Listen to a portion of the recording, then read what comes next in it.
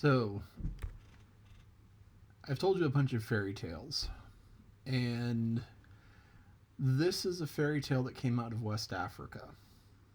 I mean, you don't hear many of those, but this is one that came out of West Africa and was brought to the US by slaves. And then, after it was brought to the US by slaves, it was collected into a book.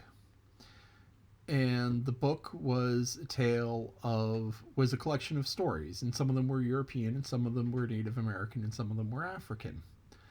And the person who put together the book had the idea that if all children heard the same stories, that they would view each other as being the same. Because if you grow up hearing Grimm's fairy tales and you don't hear the African stories, or you don't hear the Native American stories, or you don't hear the Chinese stories, then you're not going to think the same way. You're going to talk differently. You're going to think of people who don't know these stories that all the children know.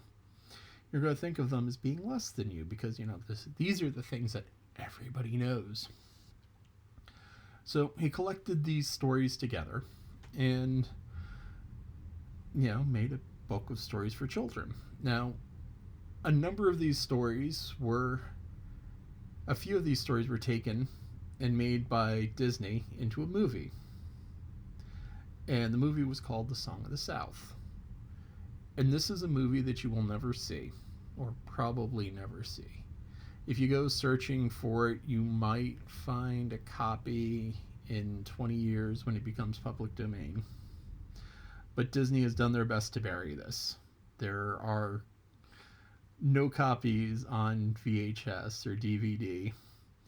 There was a version made in Europe that you might be able to find for several $1,000s on eBay that can't be played in any North American VCR.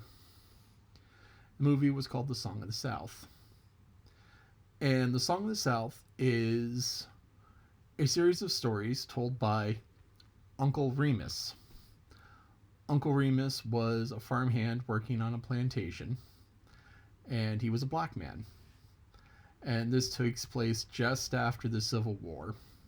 So there's a whole bunch of cringy sort of things about race relations that you could say in the 50s, and you could sort of get away with in the 80s when Disney re-released it and I saw it.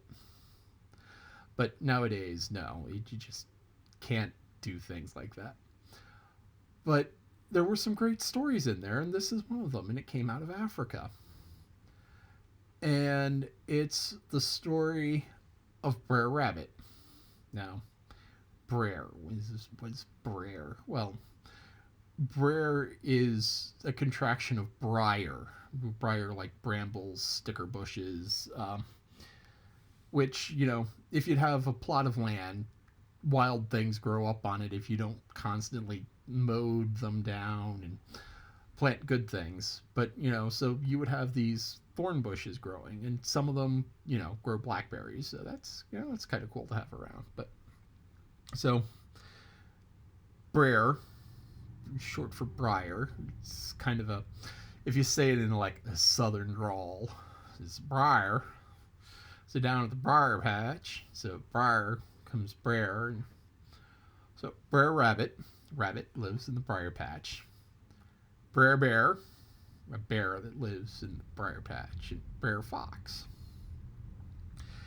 And as these stories go, the carnivores, the bear and the fox, are trying to catch the rabbit to eat it. And like the roadrunner and the coyote, the rabbit is always outsmarting Br'er Fox and Br'er Bear. So finally, Br'er Fox comes with an idea.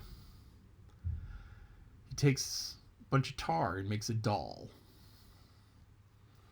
And in the story, it's called the Tar Baby, which is kind of an offensive term. So it doesn't get used anymore, which is one of the reasons why this movie will never be seen. But he makes a doll out of tar.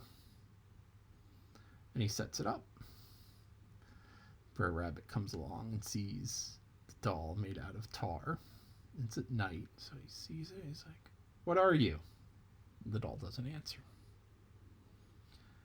I said, what are you? The doll doesn't answer. Br'er Rabbit goes, if you don't tell me what you are, I'm going to smack you. The doll doesn't answer. Br'er Rabbit pulls back, wham! Smacks the doll in the head. Proceeds to get his paw stuck. So there he is, one paw stuck on the tar doll. Give me my hand back. Doesn't say anything. Give me my hand back or I'll hit you. Doesn't say. Wham! Br'er Rabbit smacks the doll with its other hand. Gets that stuck. Well, I'll kick you. You don't want me to kick you, do you? Br'er Rabbit kicks the tar. Gets stuck. Finally goes and headbutts it. So there he is, arms, legs, head, all stuck. It's massive tar. Next day, Br'er Fox comes out. He says, gotcha. Br'er Rabbit's like, oh. So now you caught me. What are you going to do with me? Br'er Fox is like, I don't know. I may eat you. And Br'er Rabbit's like, that's okay. Br'er Fox is like, what? Yeah, just go ahead, eat me. Just don't throw me in the briar patch. Br'er Fox is like, what? Yeah. It's like, yeah, if you eat me, that's over quick. If you toss me in the briar patch, all those sharp thorns pierce my skin, poke out my eyes. I'll spend there weeks bleeding to death. Br'er Fox goes, you know, you've been a pain. I may just do that. It's like, no, eat me. Whatever you do, eat me, stone me. Just don't throw me in the briar patch. Br'er Fox is like, I'm going to throw you in the briar patch. Don't throw me in the briar patch. Br'er Fox pulls Br'er Rabbit off of the tar. Throws him hard in the briar patch. Br'er Rabbit lands, ducks into his brambles, and goes, this is my home. Sucker. So that is the story of Br'er Rabbit and Br'er Fox and Br'er Bear. And my dad loved the ending of that, where it's like, don't throw me in the briar patch. Because, you know, sometimes when things are intended to be a punishment, they are actually a blessing in disguise.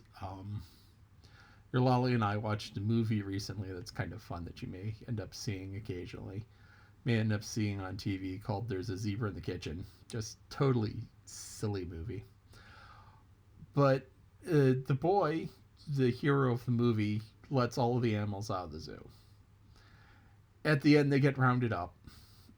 And then he goes to court. It's like, you got to be punished. You know, you caused all this ruckus letting all the animals out of the zoo. Judge goes, you're going to be punished. I'm going to sentence you to community service, hard labor. You're going to work 2 hours every day at the zoo.